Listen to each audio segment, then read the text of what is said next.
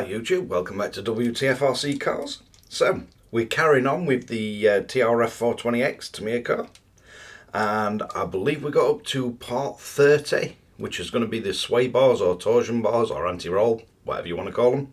So, let's get you in for a close-up look and crack on with build, see how far we get. So, we've got the front one and the rear one. So these are going to be 24.5mm measured top to bottom, and then the rear ones are going to be 24.8mm top to bottom. So if we start off at number 30, we're going to need our little ends. We're going to need some of these tiny collars, and we're going to need a bunch of these little tiny grub screws. So first off, you're going to slide one of the collars on, and we're not fitting the grub screws in these just yet. Then we're going to need a bearing. Then you're going to need one of the end stops, and then we're going to have to screw down one of the tiny little grub screws. Now for this, it doesn't actually give you any measurements as to how far you're pushing this on, so I think just start with it pushed all the way in, and just be careful you don't over tighten them. And it's the silver one that we're going to be building up on this one first.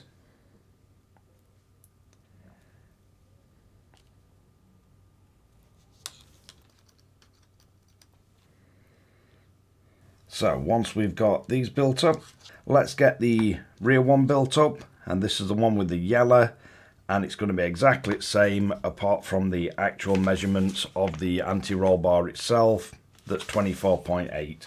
So we'll get this one assembled and then we'll carry on. So this is pretty much what we should end up with, and to get these around the corner, you just leave the bearing off, slide them round, slide your bearing on, and that'll lock them into place. So we've got the sway bars assembled. The longer one is the rear, and it's saying the longer connections are for the rear. So we can just keep all these to one side. And let's move on to part 31. So moving on, we've got to get these fitted on the front of the RC. So you want your little dot facing forward. And basically, we have to drop these down and then get them into place. And I find it easier.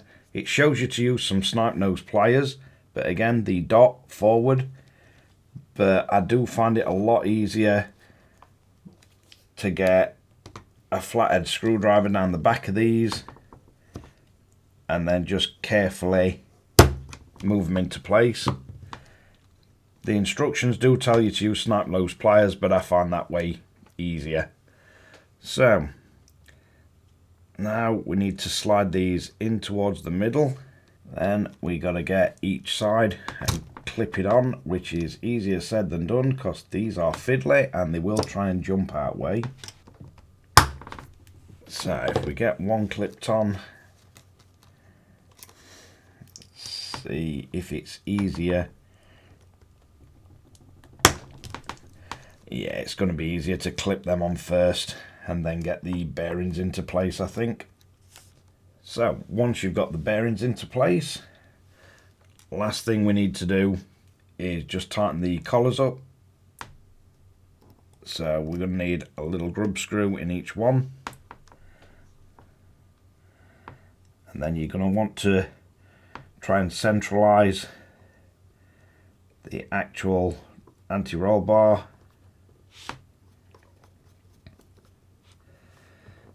and then you can just nip those up and it'll stop the anti-roll bar bearings dropping back.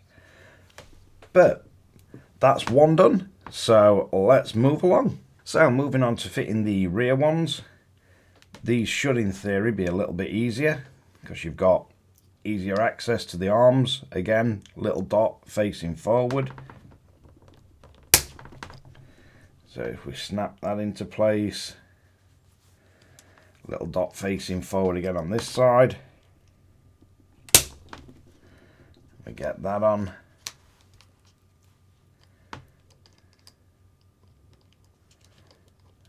then bring the anti-roll bar through.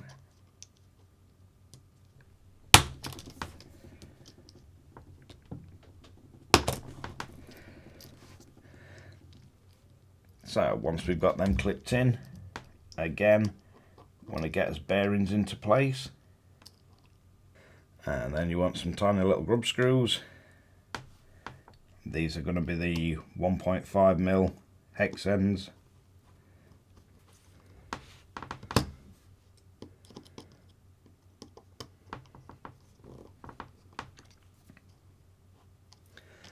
Now we just need to make sure everything's lined up, and then we should have his rear sway bar. So let's carry on and see what else we've got. So we're now going to be building up one of the shock towers. I believe this is the rear shock tower. So we're going to need a bunch of the MA6 screws, and these go through the central position it's telling us to build as stock. And then we need a 1mm washer or shim, and we just need to nip these up.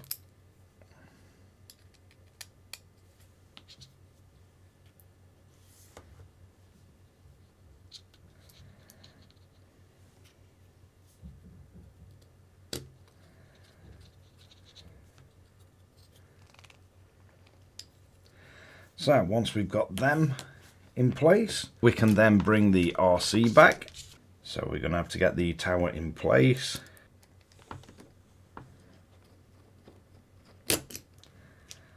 I'll quickly just get these started.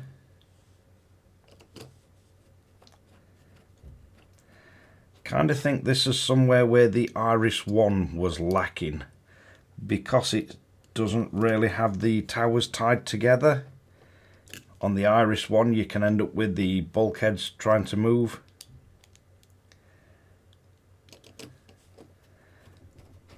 But basically we just need to tighten all 4 of these up. So that's what we should be looking at when we finished. Nice carbon shock tower and a whole sea of blue anodized aluminium. Right, let's move along. So moving along, we've got the slightly longer screws and the MD10 part, I think this one is. So again, it's asking us to go for the central position to start with. Then we're going to want a blue shim and a silver shim. So that's a 1mm and a 0.5mm. And then we can fit our ball joint on for the shock. And then we're just going to repeat exactly the same for the opposite side. So once we've got that assembled, we can bring the chassis back, and then we're going with the MA6 screws again. So the out screws were the MA2s. They're 8mm, and then the screws that we're mounting this on, these are going to be the 6mm screws. So we'll get these screwed down. So there we have it, the front shock tower fully assembled. So let's move on to part 36. So in my kit, the shocks come all screwed together, but we're going to have to take them all apart because we need to put the shims in. So I'll get these stripped into the components and show you where you need your actual spacers and all the O-rings. So this is roughly the layout that we're going to be building the shocks in. So first off, we're going to need to assemble one of the pistons.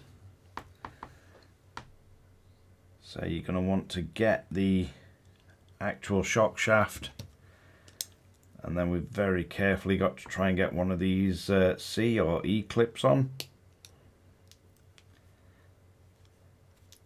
And you just have to make sure it has dropped all the way in. Then we're going to have to put one of the dampers on, so we can get that into position. Then we got the lovely task of getting another clip on the top.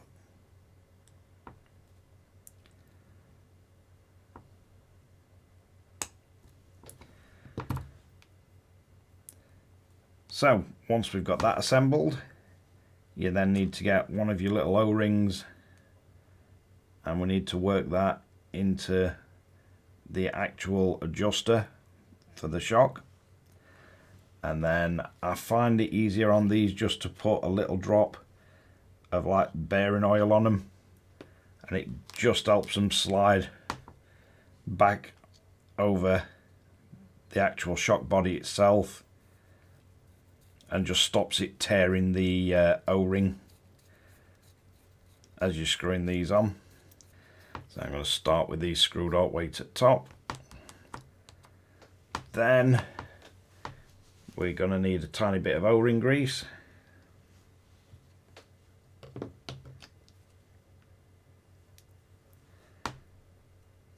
So we'll drop his little end seal in.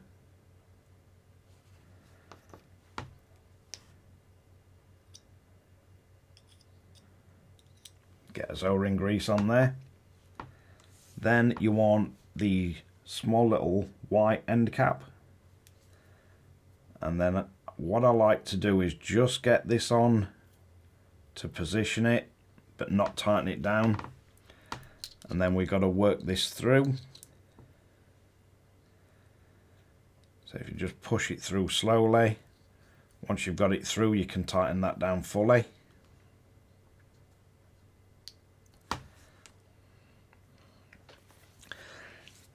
So once we've got that in position, the next thing we're going to need is the V27 part.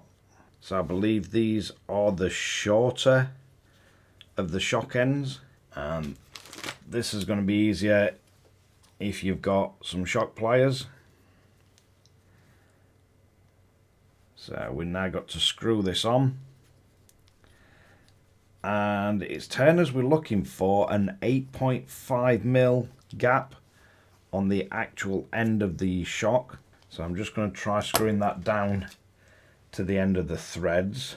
So it says we're looking for an 8.5mm gap.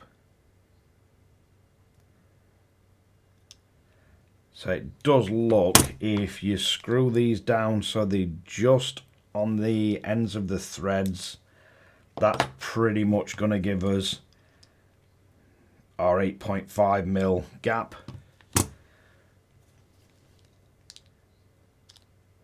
So it looks like it's almost all the way down. So you just want to get all 4 shocks to that point. So I'll quickly get the rest of these built up. So this is where you should be at now. And next thing we've got to do is get the tops for these, and they all need a small 1mm hole drilling in them. I believe it's a 1mm. Yep. So we've got to get the actual caps, which are all the V23 parts. So let's get a bunch of these, and then basically you need to drill a 1mm hole through the bottom of these.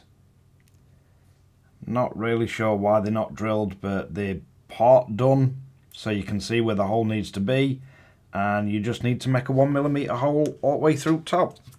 So let's get these done, and then we can get on to filling the actual shocks. So once we've got all the shocks ready, I'm going to build this with the standard Tamiya fluid. So basically we're just going to want to carefully fill up the shock, and then you want to take the shock through its motion of travel, and you can work the bubbles out of it. So we're just going to do that to all 4 of them, and then just sit them there and wait for the actual air to work the way out of them, because I don't have a vacuum pump. Definitely something I've been looking at, but not really found a problem getting the air out of shock so far. So I'll get all 4 of these to the point where we've got no air in them, and then see what else we've got. Right, so once we've got all his bubbles out, we can then slide our rubber seals in the top. And I find if you just put these on from one side and let them work their own way across, it kind of gets all the bubbles out of them. Once we've got them in, we then need as tops, where we've drilled our little 1mm holes through them. So we should be able to screw these down now.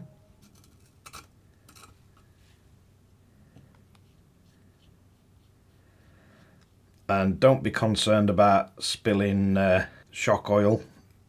I have yet to build a set of shocks and not have a bunch of shock oil leaking out of them. You're far better off having some shock oil poking out than you are having air trapped inside them. So basically we just need to get all 4 screwed down, and any excess oil can just be wiped off, but you should have perfectly functioning shockers with no air squeaking around in there. So I'll get the rest of these caps on and these shocks cleaned down, and then we'll carry on. So we do get the green springs with it, and we do get a little bit of heat shrink, so I've popped that on. And then we just need to get these to sit on these springs, and then put the, I believe these are the V2 5 parts on the bottom, and then we can just rotate the collar to change the ground clearance of his shocks. So I'll get all 4 of these assembled, and then we shall crack on and see what else we've got. Right, so we should have all 4 shocks built. I've just screwed these down to take the tension off the shocks, but obviously we'll have to adjust the ride height for the vehicle and the track we're on. So let's get the RC back over and get these assembled. So moving along, you need the hole that you drilled and the hole or the dot on the actual bottom of the shock. You need them to face the little olives or your little ball studs, and they are insanely tight. So if you just rotate the spring cup, you can see the actual dot, and then you should be able to see the hole you've drilled in the top. So we get this one lined up and see if we have any fingers left by end of this.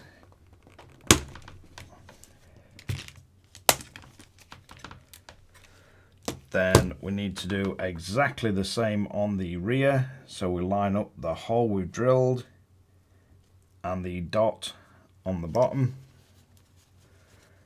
And then we just need to get these squeezed into place.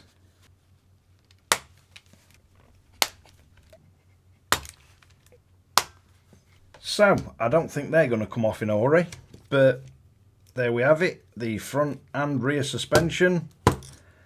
And I think that's as good a place as any to leave it, because next we'll be moving along to fitting the electronics, and I'm still waiting on a few of the parts to arrive. So let's wrap this one up. So I've got marks on both my thumbs from pushing these shocks on. I don't think they'll be popping off in a hurry, but really impressed with the build quality of this so far. Really enjoying build, and I hope you're enjoying watching it. But we've got up to part 39, I believe it is now. So this is steps 30 to 39, and I don't think we're too far off getting it complete now. There is some really impressively nice parts on this. I mean, the shocks feel absolutely amazing. There's no air squeak or anything in them, no leaks.